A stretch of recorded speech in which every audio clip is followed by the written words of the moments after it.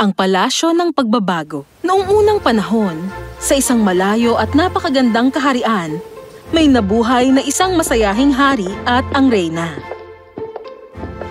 Sila'y masaya at mapagmahal na mag-asawa.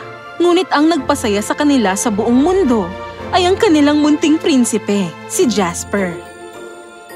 Nakakatuwa talaga ang batang ito. Ipinagdarasal ko na lumaki siya na kasing lakas at kasing bait mo. At kasing giliw at kasing tapang mo, mahal ko. Pinakitaan ng labis na pagmamahal si Jasper ng hari at ng reyna, at kahit ano ang kanyang gusto, masaya naman itong ibinibigay sa kanya. Walang kahit na sinong nagtanggi sa kanya ng kahit na ano. Dahil dito, siya ay naging isang napakasungit at napakamakasariling bata. Jasper? Aking sweet little cherry pie. Hindi ba masarap ang agahan mo? Paano ko naman malalaman? Hindi ko nga malasahan eh. Pero anak, bakit naman hindi? Kahapon mula dun sa istoryang binasa mo sa akin, ang makapangyarihang prinsipe ay kumain mula sa ruby na mangkok. Ang mangkok na ito ay ginto lang. Ganun ba? Di, kumuha tayo noon mamaya. Pero sa ngayon ay kumain ka muna sa gintong mangkok na yan. Hindi! Gusto ko ngayon na! Gusto ko na! Sige. Kukuha tayo ng ruby na mangkok, anak. Tumahang ka na. Ang prinsipe na ito ay hindi mapagkumbaba o mabait dahil dito ay nabahala ng labis ang kanyang mga magulang. Ama! Kailangan na palitan ng mga unang ko! Ano? Bakit? Sandali lang, anak. Hindi ba kumuha tayo ng malalambot mong unan yan kahapon lang? Oo! At kaya ngayon, dahil nagamit ko na ito ng isang beses, gusto ko ng panibago. Jasper, anak. Ito'y isang napakalaking abala para sa maraming mga tao. Ama, isa akong prinsipe. Gusto ko ang pinakamagagandang bagay at wala akong pakialam sa abala ko sa ibang tao. Nabahala dahil dito ang hari at ang reyna. At kinabukasan ay tinawag nila ang fairy godmother ni Jasper, si Lilian. Kumusta? Talagang tuwan-tuwa ako na makarinig mula sa inyo. Kumusta naman kayong dalawa? Kung kami, okay lang kami. Si Jasper, hindi ko sigurado. Sinabi ng reyna ang lahat-lahat tungkol kay Jasper at kung paano siya nag-aasal. Pagkarinig nito ay nanlaki lalo ang mga mata ni Lilian. Sigurado ba kayo na... Mali! Ang iniutos ko sa'yo, ikuha mo ako ng mga jasmines na amoy rosas, hindi ba? Pero kamahalan, saan po ako makakahanap noon? Imposible po yun.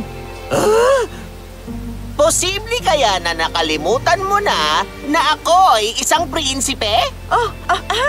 Hindi po, kamahalan, pero... Pues, dalhin mo sila sa kwarto ko ngayon din. Bye-bye! Kita mo na? Oh, hindi! Naku po! Dapat ay tinawag ninyo ako ng mas maaga. Oh, fairy godmother. Mukhang wala na siyang pakialam sa kahit na ano o kahit na sino bukod sa kanyang sarili. At... Nag-aalala kami kapag siya ay lumaki na at pag siya ay naging hari na. Hari? Siya ay magiging isang palpak na hari. Ano? Gusto ninyo na tulungan ko siya? Ganun ba? Napatangulang ang hari at ang reyna at napaisip ng ilan pang sandali si Lilian. Alam ko na! Meron ako naisip. Pero kailangan kong isama si Jasper ng ilang araw at sa ilalim ng isang kondisyon. Hindi kayo pinapayagang makita o makasama siya sa buong panahon na siya ay nasa aking pangangalaga at pagsasanay. Ano? Ngunit, paano ko makikita at malalaman kung sapat ang tamis ng magiging agahan niya?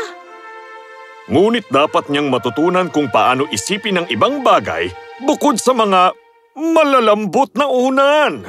Nalaman ng hari at ng reyna na kailangan nilang pumayag sa kondisyon ni Lilian. Kaya kahit mahirap sa kanila, pumayag sila. Huwag kayong mag-alala. Ang inyong anak ay gagawin kong isang prinsipe. na tunay na ipagmamalaki ng inyong buong kaharian. Ang maharlikang mag-asawa, kahit na may duda, ay ngumiti ng may pag-asa. Maaari niyo ba siyang tawagin? Jasper! Meron kaming regalo para sa'yo. Regalo? Anong regalo? Ito ba yung unicorn na hinihingi ko? Wala kayong unicorn para sa akin? Wala. Mas maganda pa. Ako ang iyong fairy godmother. Nandito ako para dalhin ka sa sarili mong palasyo. Walang ibang nandoon para guluhin ka at pwede mong gawin kahit anong gusto mo, araw o gabi. Ang sarili kong palasyo? Kahit anong gusto ko? Ang galing! Dalhin mo ako doon ngayon din! Talagang dadalhin kita doon, panigurado. Inyong kamahalan? Makakasigurado kayo na ang inyong anak ay magiging ligtas. At sila ay lumipad na. Tungo sa magagandang mga ulap, kita ang mga taniman at mga tao sa ilalim nila. Wow! Napakasaya nito Wow! Ito ang iyong bagong tahanan. Talagang pwede ka tumira dito hanggang gusto mo. Ginawa ko ito para lang sa'yo.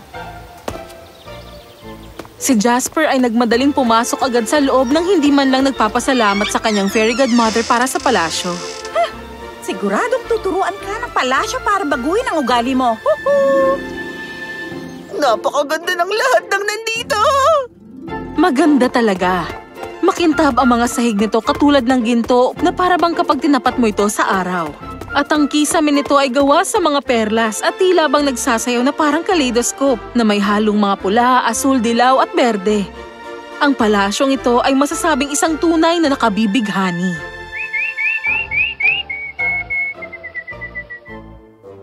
Sa gitna ng napakalaking palasyo ay may nakasabit na isang ginintoang hawla. At sa loob ay may isang magandang songbird. Si Jasper naman ay hindi interesado sa ibon at sa inaawit nito. Hindi niya ito pinansin at tumikot siya sa palasyo at tiningnan niya mga bagay dito. Lahat ng mga laro ang gusto ko at napakaraming mga damit. Ayos!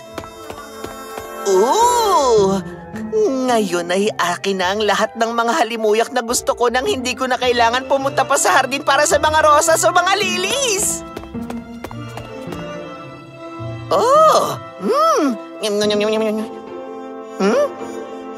Napakalaki ng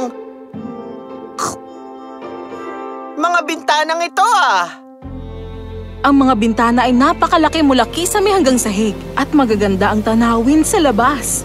Makikita dito ang malawak na dagat na parabang isang buong kalawakan ng pilak. Sa kabilang dako, ang matatayog na bundok na kapag tinamaan ng sinag ng araw ay nagkukulay rosas na may iba't ibang parte ng magagandang dilaw. Pero kahit na kamangha-mangha, wala dito ang nakapagpasaya sa kanya.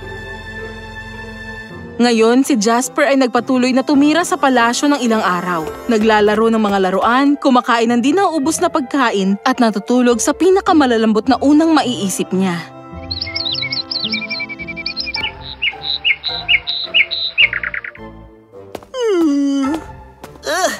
Nakakainis naman ang ingay ng ibon na to.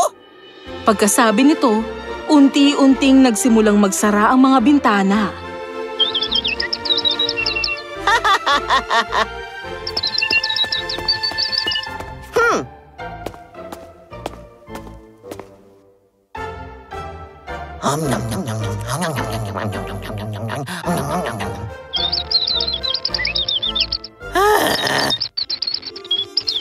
Sa paglipas ng mga araw, lalong nagsasara ang mga bintana sa palasyo.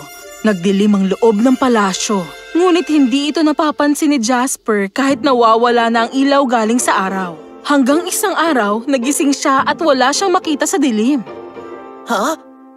Bakit napakadilim na dito? Buksan niyo lahat ng bintana ngayon din! Ngunit walang katulong o kasambahay ang tumugon sa kanyang mga utos. Naghintay si Jasper at wala siyang nagawa kundi kapain ang kanyang daan sa dilim. Aray! Ang kama ko! Nasaan na ang mga malalambot kong unan? Hello? Nasaan ang mga laruan ko?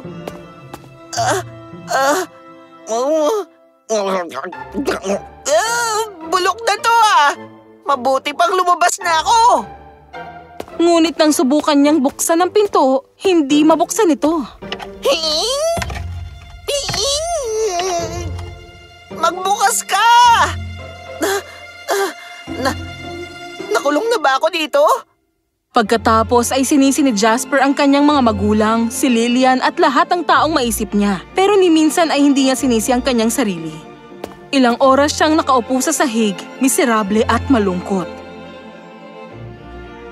Uhaw. Nauhaw na ako.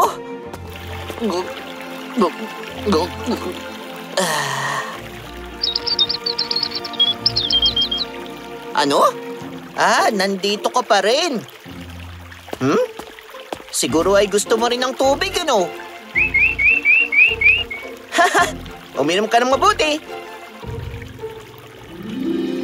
Sa sandaling iyon, ang malalaking bintana ay biglang nagsimulang bumuka ng paunti-unti at ang mga sinag ng araw ay pumasok sa malungkot at madilim na kwarto. Liwanag! Pero, bakit hindi ko na ito mabuksan palalo? Kinabukasan, umupo si Jasper ng napakatagal at nakatingin lang sa liwanag. Ayan!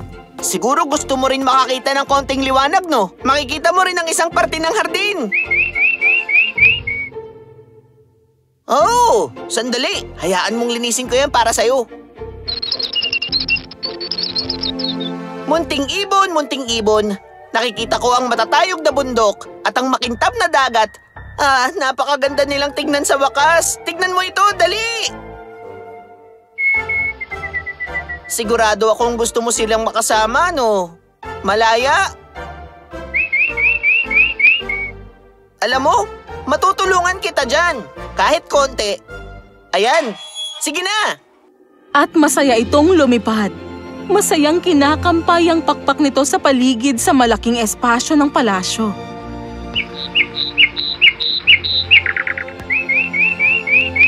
Oh! At biglang bumalik ang kwarto sa dati nitong anyo, maganda at nagniningning. Ang mga laruan, ang masasarap na pagkain at ang malambot niyang kama ay nagbalik lahat. Ngunit wala nang pakialam si Jasper sa mga ito. Munting ibon, halika! Kita mo mga magagandang bulaklak sa hardin? At ang mga bundok sa dulo? Ang sarap sigurong makalabas at maramdaman ang init ng sinag ng araw sa balat ko. Mali yung ginawa ko dati na ang tangi kong binigyang pansin ay material na bagay. Hiling kong makita ulit ang mga magulang ko at makakausap din ulit ng ibang tao. Ang munting ibon ay tumingala sa bughaw na kalangitan, sa lahat ng iba't ibang ibon at naiinggit sa kalayaan na meron sila. Munting ibon, sige na nga, susubukan ko ulit.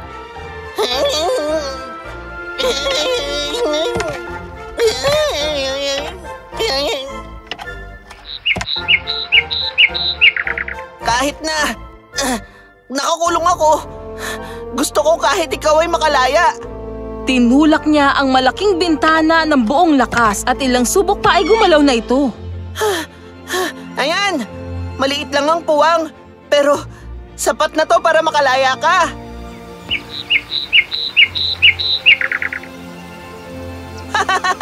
Ha? Malaya na ako! Malaya ka na ngang talaga, Jasper. Ngayon, panahon na para umuwi. Tuwang-tuwa si Jasper na makita ulit ang kanyang pamilya. At ang hari at reyna ay nanabik ng husto sa kanilang mahal na prinsipe. Hindi rin nagtagal nang mapansin nila ang naging pagbabago sa ugali nito. Ang sopas na ito!